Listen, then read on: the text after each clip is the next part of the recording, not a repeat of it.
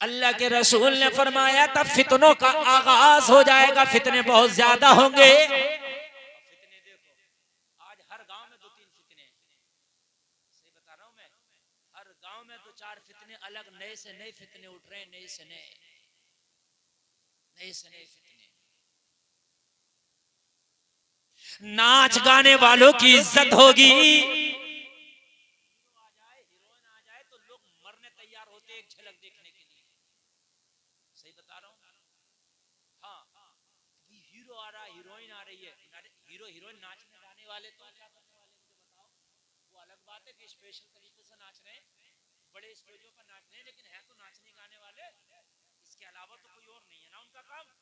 लेकिन आज इज्जत देखो उनकी, है ना, बेहतरीन आलिम, बेहतरीन मस्जिद का इमाम, पंजवक्ता नमाजी, खुदा की कसम इतनी इज्जत आप उसकी नहीं करोगे जितनी इज्जत एक नचकइये की कर रहे हैं, एक नाचने वाले की आप कर रहे हैं।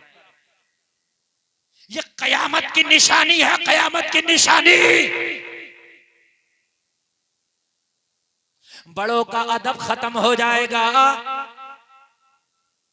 बड़ों का अदब नहीं है, बिल्कुल खत्म है। पहले बड़ों के अदब बहुत ज्यादा थे। महल्ले का अगर कोई बुजुर्ग है तो उसके सामने नहीं बोलते थे, यार ताऊ बैठे हैं, चचा बैठे हैं, दादा बैठे, उनके सामने बात नहीं करता था। लेकिन आज चचा से कह रहा तुम्हें क्या पता, खामोश हो जाओ, मैं जानता हूं, तुम्हें क्या पता। सही बता रहे मेरे भाई, ये कयामत की निशानी है। और एक आखिरी निशानी बता दूं, तकरीर आगे बढ़ाऊं, निशानियां बहुत है मगर आखिरी बता दूं, लड़कियां अपने मुंह से बर मांगेगी, अपने मुंह से कहेंगी मैं वहां शादी करूंगी। कह रही है कि नहीं कह रही है, कहने की बात कर रहे हैं आप। हद यहां तक है कि गैर मुस्लिमों तक से शादियां कर रहे हैं, और बाप अगर टोपी भी उनके कदमों में डाल रहा है कि मेरी इज्जत की लाज रख ले, तो कह रही है खाक में जाए तेरी टोपी और खाक में जाए तेरी इज्जत। मैं अपने इश्क को जो है परवान चढ़ाऊंगी, मैं अपने इश्क की खातिर तेरी इज्जत को नहीं देखूंगी। हाय हाय लोगों, आज हमारी कलमा पढ़ने वाली बेटियां गैर मजहब वालों के साथ शादी और ब्याह रचा रही हैं, ये कयामत की निशानी है, ये कयामत की निशानी है मेरे भाई। कयामत करीब है, बहुत करीब है, ज्यादा दूर नहीं बचा मसला। लोगों, जब उस लड़के ने उसका रास्ता रोका तो कहा मन चले सुन, तू शादी का पैगाम लेकर के आया है तो ये तरीका नहीं था, मेरे घर में शादी का पैगाम लेकर जाता, मेरे अहले खाना से शादी की बात करता, ये डायरेक्ट जो मुझसे शादी की बात कर ली, मेरे लिए मर जाने के लिए कोई जगह नहीं है, मेरा रास्ता तका है, लगता है जमीन फट जाए, मैं इस जमीन में धंस जाऊं। हाय मुझे कितनी हया आई है, जबकि चादर लपेटे हुए है, जबकि हिजाब में है, उसका चेहरा नजर नहीं आ रहा है, उसकी आंखें नजर नहीं आ रही है, उसके बदन का हिस्सा नजर नहीं आ रहा है, मगर फिर भी लड़के ने तका उसे पसंद नहीं आया, लड़के ने शादी का पैगाम दिया पसंद नहीं आया, कहने लगी ओ लड़के मुझे तेरी ये बदतमीजी जरा बराबर भी नहीं भाई, मुझे नहीं भाई। जरा गौर से सुनना मेरे भाई जो मैं जुमले बोल रहा हूं, अपने घर की बच्चियों को सबक दो कि अगर तुम्हारे घर की बच्चियों से, तुम्हारे घर की खवातीन से कोई गैर आदमी आके बात करे तो उससे सीधे मुंह बात भी ना करे। ये जो अंदाज है ना कि हंस के बात कर लिया, बात के मुस्कुरा के बात कर दिया, ये बिल्कुल जहर है। ये अंदाज बिल्कुल जहर है। अगर कोई गैर आए पहले तो बात ना करे, और कभी बहालत मजबूरी अगर ऐसा बात करने का मौका पड़ जाए तो इस तरह से बात करें जैसे बात करने में कड़वाहट है।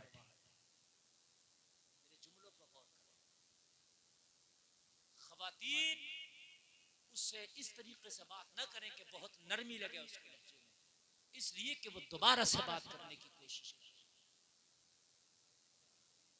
ये कौन है पीछे, ये जिसके टोपी भी नहीं है, भवे मुलाय है, क्या कर रहा है मेरे भाई?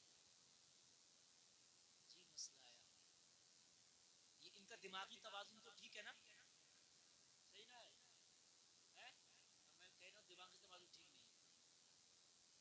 मैंने सही बताया, मैंने सही है। ए बेटा आपका तो ठीक है ना, आप देखो ना, आप देखो मेरे भाई बड़ी काम की, मरोगे खुदा की कसम कब्र में हड्डियां निकलेंगी। 6 महीने के बाद एक औरत को कब्र से निकाला गया, खुदा की कसम कफन में सिर्फ हड्डियां थी अलग अलग और कुछ नहीं था। और वो खवातीन थी जो अपने बाल खोल के और बहुत ज्यादा मेकअप करके बाजारों में निकलती थी, अपने सर को तान के कि आज मुझसे ज्यादा कोई हसीन और जमील नहीं है, मगर खुदा की कसम कब्र ने उसकी हड्डियों के अलावा कुछ नहीं छोड़ा। हड्डियां भी एक दूसरी हड्डियों से अलग हो चुकी थी। किस बात पर नाज कर रहे हो, किस बात पर हंस रहे हो यार, सुन लो मरना है। उस लड़की ने कहा सन मुझे तेरा ये रवैया पसंद नहीं आया, ये रवैया नहीं भाया।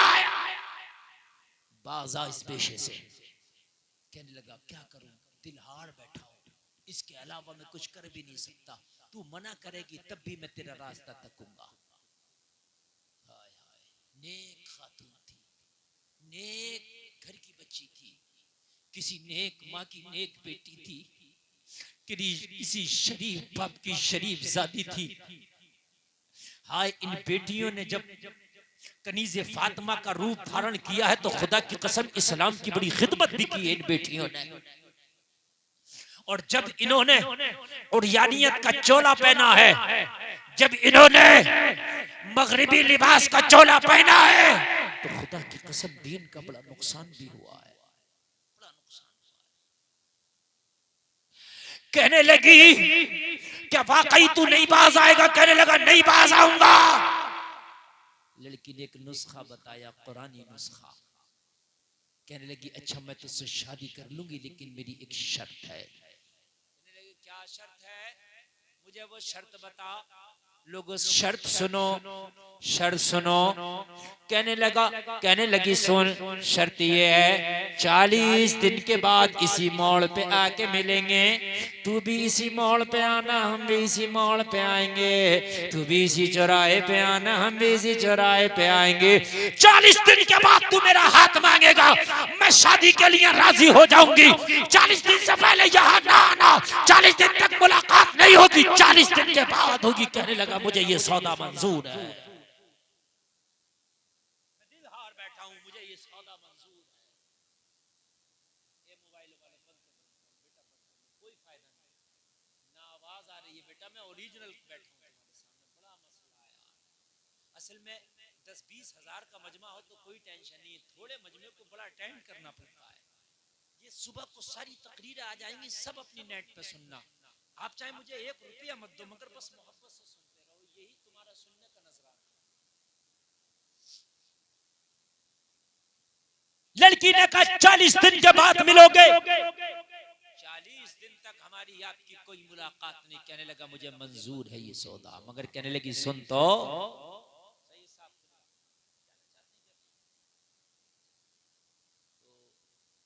सौदा मंजूर है, मगर लड़की ने कहा ऐसे नहीं, क्योंकि कुरान सच है।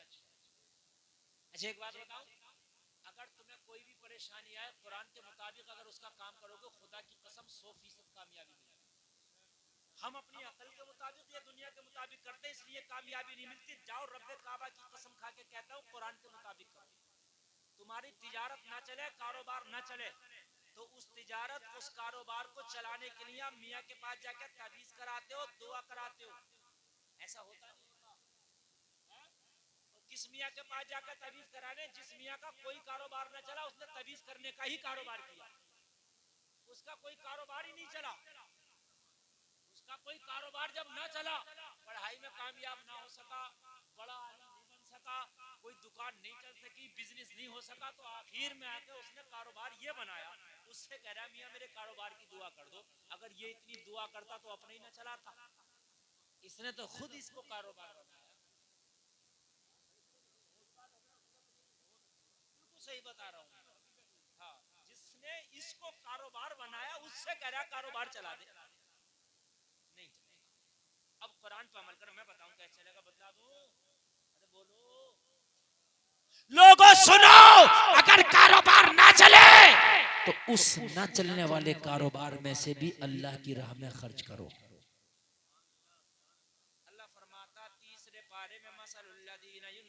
अमवालहुम फी सबीलिल्लाहि कमसली हब्बतिन अंबतत सबअ सनाबिला फी कुल्ली सुंबुलतिन मिअतु हब्बा वल्लाहु युदाइफु लिमन यशा वल्लाहु वासिउन अलीम।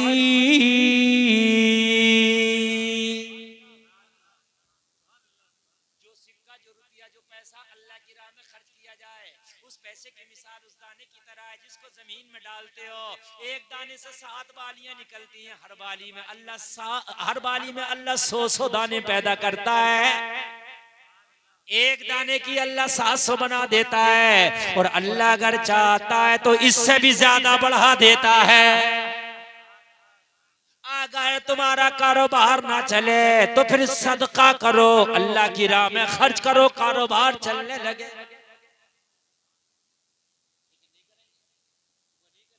अल्लाह की राह में खर्च करो, इंशाअल्लाह चलने लगे। तवज्जो है। एक ने बिरयानी का होटल लगा, नहीं चला, मुझसे बोला हज़रत दुआ कर दो। मैंने कहा अल्लाह दवाई करे दे। बिरयानी का होटल हज़रत चल नहीं रहा। मैंने कहा कोई मदरसा है तेरे पास में? बोला है। तो मैंने कहा 2 बच्चों को फ्री में दोनों टाइम की बिरयानी खिला।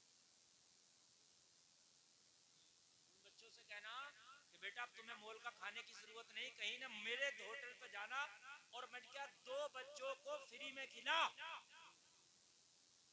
चलने लगा रे। मैंने कहा कह तो रहा हूं यार। यकीन मानना 1 महीना नहीं गुजरा था, कह रहा था हजरत इतना चल रहा है कि जितना मैंने सोचा भी नहीं था। मगर मेरे भाई ये नहीं करते लोग। हम तो किसी की दुकान पे जाएं तो सोचा काट लो, मौलाना आगे सीधा साधा है। सही बता रहे हैं आप? हाँ, नहीं समझ रहा। मस्जिद के लिए तुम कोई चीज लेने जाओ, कहो मस्जिद के लिए तो और ज्यादा पैसे ले जाओ। कहो मदरसे के लिए यार ये चीजें जरा मुनासिब दे दे तो और ज्यादा बता रहा पैसे, कि मैं अगर कम बताऊंगा तो मौलाना और कम ना कर ले मदरसे के नाम, ये ज्यादा बता, चल ले ले ज्यादा। लेकिन देने वाला तो अल्लाह ही है, देने वाला अल्लाह है। मेरे भाई अगर कारोबार ना चले तो अल्लाह की राह में खर्च करो, कुरानी हिसाब से इस्तेमाल करो, इंशाअल्लाह जिंदगी बन जाएगी। लड़की बहुत पढ़ी लिखी थी, कनीज़े फातिमा थी, सोचने लगी इसका इलाज कुरान से करूं। कैसे करूं? कुरान से करूं इसका इलाज। अगर अपने दिमाग से करा, अपने जबान से किया, तो हो सकता है मैं भी बदनाम हो जाऊं। ऑपरेटर साहब बिल्कुल मजा नहीं आ रहा बोलना। जितनी मैं जान लगा रहा हूं इतनी 5 जलसों में जान नहीं लगाता हूं। और फिर की बात ऐसा आवाज निकली कोई बच्चा बोल रहा। हाँ सही बता रहे। पता नहीं कौन कौन सी मशीनें लेके बैठते हैं। मैं आहूजा का है भी ओरिजिनल, पता नहीं मगर क्या बात है, सेटिंग नहीं बैठ पा रही है। लड़की ने कहा 40 दिन के बाद आना। मेरी माँ भी बैठी है, मेरी बहनें बैठी है, मेरे भाई भी बैठे हैं, कुछ इनमें वो भी बैठे होंगे जो किसी के बच्चे होंगे, इनमें कुछ वो भी बैठी हैं कि जिनके बच्चे होंगे, है ना। बच्चे बिगड़ जाते हैं, माँ बाप बड़े परेशान होते हैं। आज उन्हें भी कुरानी इलाज बताऊंगा कि बच्चे बिगड़ जाए तो उन्हें सुधारा कैसे जाए। डंडा बच्चे को नहीं सुधारता है। अगर आज डंडा मारोगे तो कल बगैरत हो जाएगा, और मारो कितना मारोगे, मारते मारते उसका हाथ पैर तोड़ दो तब भी नहीं सुधरता। इसलिए कि मारना इलाज है ही नहीं, बच्चे का इलाज कुरान से करो। लोग कहते हैं बुरी आदत नहीं छूटती, आज उनका भी इलाज बताऊंगा। अगर मेरे जहन से नहीं निकला तो याद दिला देना। वो कहते हैं हजरत शराब नहीं छूटती, मुझसे झूठ नहीं छूटता, जुआ नहीं छूटता, हजरत गलत काम नहीं छूटता। बहुत से लोग ऐसे होते नहीं छूटता उनसे। मैं बताऊंगा छूटेगा इंशाअल्लाह, मैं बताऊंगा इंशाअल्लाह छूटेगा। ये याद दिला देना अगर मैं ना बता सकूं तो। लड़की ने कहा 140 दिन के बाद मिलेंगे।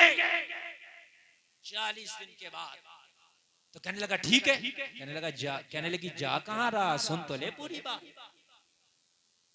तो लेकिन पूरी बात सुन के जा। कहने लगा बता। कहने लगी मेरी एक शर्त है, वो मेरी शर्त पूरी करके आएगा।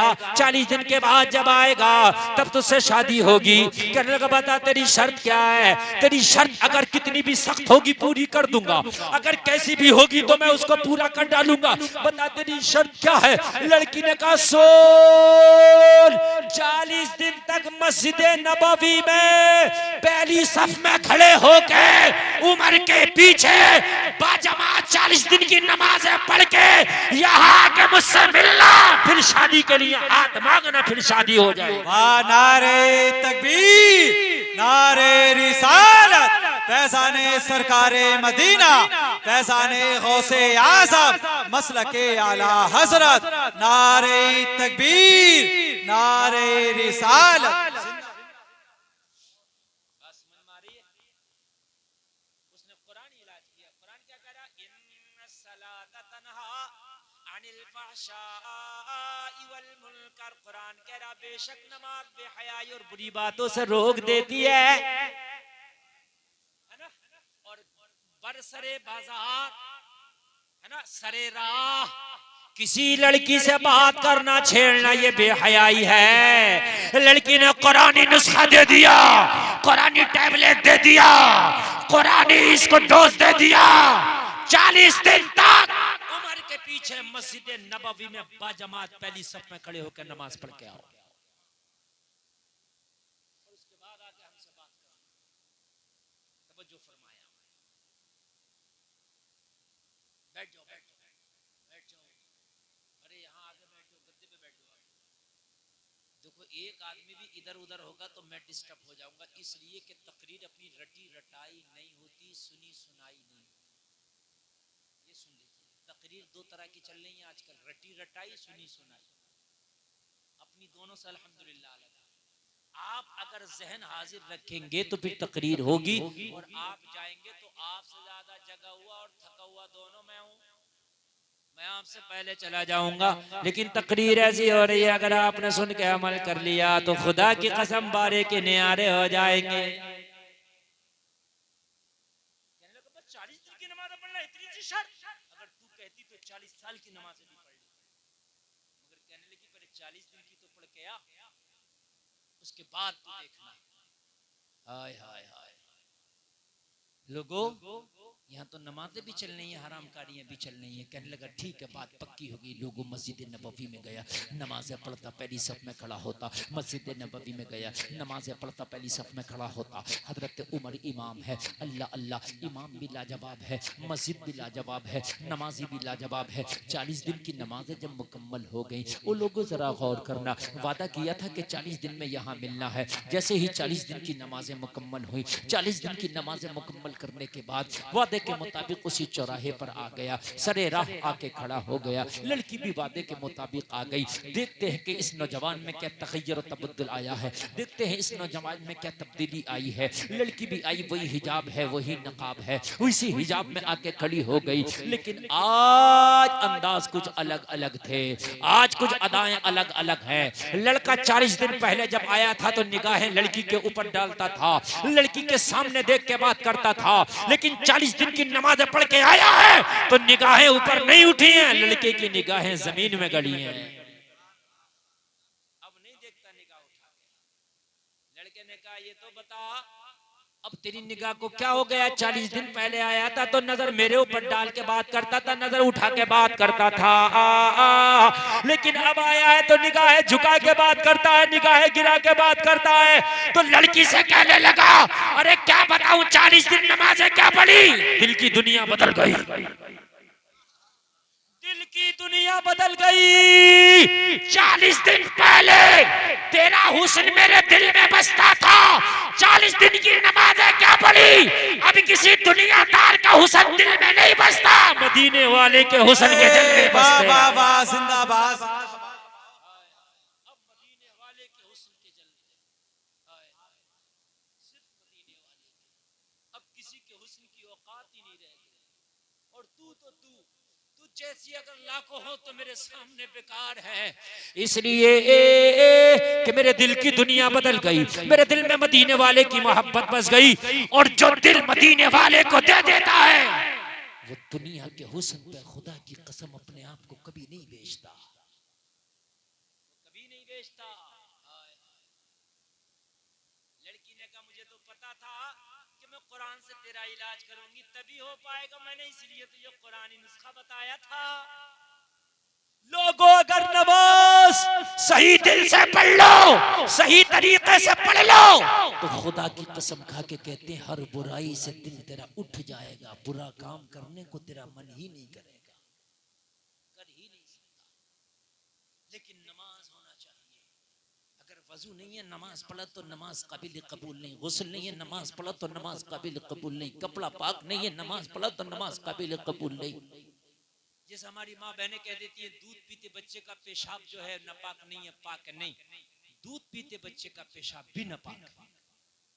अगर वो भी गिर जाए आपके बदन पे, आपके कपड़ों पे, तो कपड़ा नापाक, बदन नापाक, धुलना जरूरी। और जिस तरीके से पाक करने का तरीका है उस पाक करने के तरीके पर पाक करोगे तब पाक होगा, वरना पाक नहीं होगा। अगर आप नापाक हैं, अगर कपड़ा नापाक पहना हुआ आपने गुस्ल किया, गुस्ल नहीं होगा। नापाक कपड़ा अलग हटा के पाक कपड़ा पहन के गुस्ल करो तब पाक होगा। और सुनिए, बड़ी नापाकी तो बहुत बड़ी बात है मियां, कि आदमी का मतलब ये है कि पेशाब लगा है या और कुछ जो है नापाक चीज लगी है, वो तो बड़ी बात है। अगर पेशाब की छींटें भी तेरे कपड़े पे या तेरे बदन पे लगी हैं तो उसकी वजह से भी मरने के बाद अज़ाब कब्र में गिरफ्तार किया जाएगा। छींटें भी ये जो खड़े खड़े बहुत से लोग पेशाब कर लेते हैं, सोचते हैं कि पेशाब हो गया, पेशाब तो हो गया मगर तेरा सख्त हिसाब हो गया। जो छींटे तेरे कपड़ों पे पड़ी हैं ये तुझे अज़ाब कब्र में गिरफ्तार करा देंगी। और मेरे भाइयों, नापाकी से बचो। तहारत और सफाई आधा ईमान है। अपने अंदर सफाई पैदा करो, सफाई लाओ।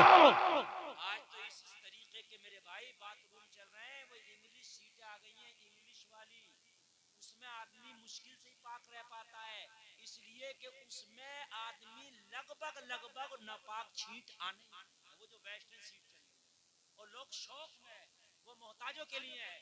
अगर यार कोई मोहताज है, पैर नहीं मुड़ पा रहा, मजबूरी है तो ठीक है, वरना खुशी खा उसको अपने घर में ना लगवा। लेकिन भाई आज वीआईपी बंदा, वीआईपी वो सीट को लगवा रहा, वो सीट तुझे नापाक किए बगैर छोड़ेगी नहीं। काम की बात सुने आप, पैसा भी लग रहा और नापाक भी हो रहे हैं। पेशाब की अगर जरा सी छींट भी तेरे ऊपर आई तो अज़ाब कब्र में गिरफ्तार होना है। बुखारी शरीफ की हदीस, मैं नहीं कह रहा। आमीना के लाल, नबियों के सरदार, मदीने के ताजदार, पैगंबर आजम एक रास्ते से गुजरे। मेरे नबी की नजर दो कब्रों पे पड़ गई। बुखारी की हदीस, हजरत इब्ने अब्बास इसकी रिवायत करते हैं, नबी ने दोनों कब्रों को देखा और दोनों कब्रों को देख के मेरे नबी ठहर गए, मेरे नबी रुक गए। और रुकने के बाद मेरे नबी ने फरमाया, अम्मा अहदुहुमा फकान ला यस्ततिरु मिनल बऊल। मेरे नबी ने फरमाया, ओ सिहाबा, इन दोनों कब्र वालों पर अजाब हो रहा है और अजाब भी किसी बड़े गुनाह की वजह से नहीं हो रहा है। नबी ने फरमाया, इनमें एक वो है जब पेशाब किया करता था तो पेशाब की छींटों से अपने कपड़ों को नहीं बचाया करता था।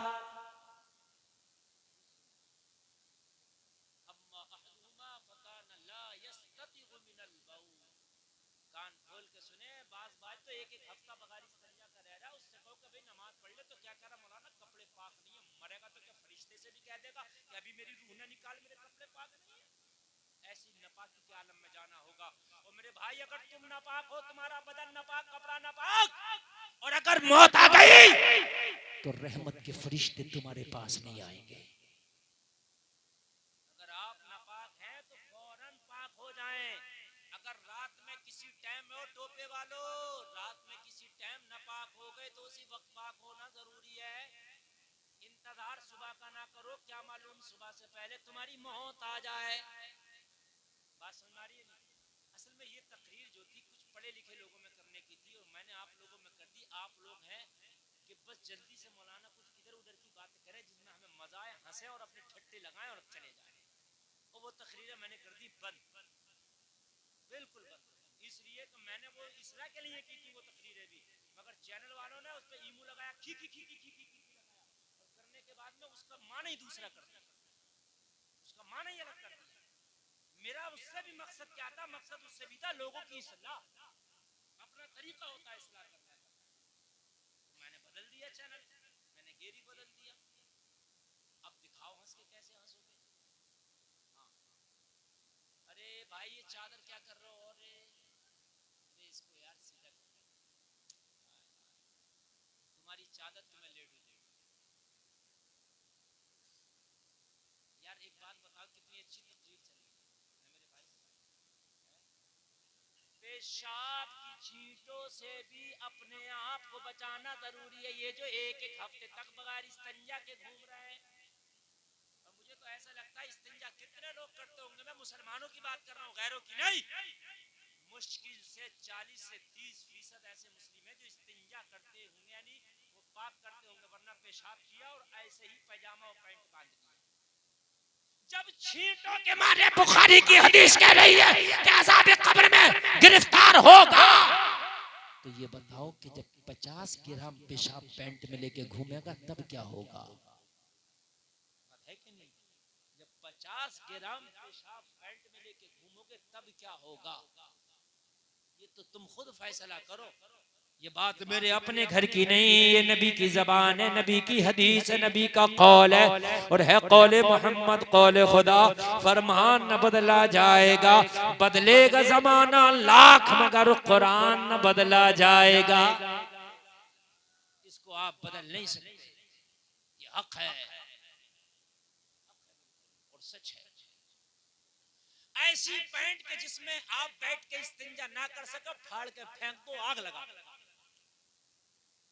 देखो मैं पैंट पहनने मना नहीं कर रहा हूँ, सुन लीजिए आप, मैं ये नहीं कह रहा कि साहब बिल्कुल पैंट ना पहनो, आप पैंट पहनो, लेकिन ऐसी पहनो कि जिसमें आपकी पाकी का सही ख्याल रह सके, पाकी हासिल कर सको, ताकि आप हाजत सही से, आप हाजत से फारिग हो सको, नमाज पढ़ो तो रुकू और सजदा ठीक से हो सके। ऐसी पैंट पहनो, ऐसी पैंट पहनो जिसमें आपकी पिंडलियां और जांघें जाहिर ना हो, यानी चुस्त ना हो, ढीली हो, ऐसी पैंट आप पहन सकते हैं। लेकिन वो पैंट पे जो चुस्त है, जिसमें जांघें पता चल रही हैं, आपकी पिंडलियां पता चल रही हैं, जिस्म के उतार चढ़ाव, नशेबो फराज का पता चल रहा, ये पैंट जायज नहीं है। जिसमें आप पेशाब नहीं कर सकते, बैठ नहीं सकते सही से, वो पैंट आपकी जायज नहीं है। मेरे भाई कान खोल करके सुनो, अगर ऐसी पैंटें हैं तो आज के बाद उन पैंटों को मुकम्मल तरीके से अपने से दूर कर दो, इसलिए कि अगर इन पैंटों ने तुम्हें नापाक कर दिया तो कब्र के अजाब में गिरफ्तार होना पड़ेगा। मामला बड़ा खतरनाक है, बहुत खतरनाक मामला, बहुत खतरनाक। अल्लाह मेरे नबी ने फरमाया, बुखारी शरीफ की हदीस है, कहा इसमें पेशाब की छींटों से नहीं बचता था ये।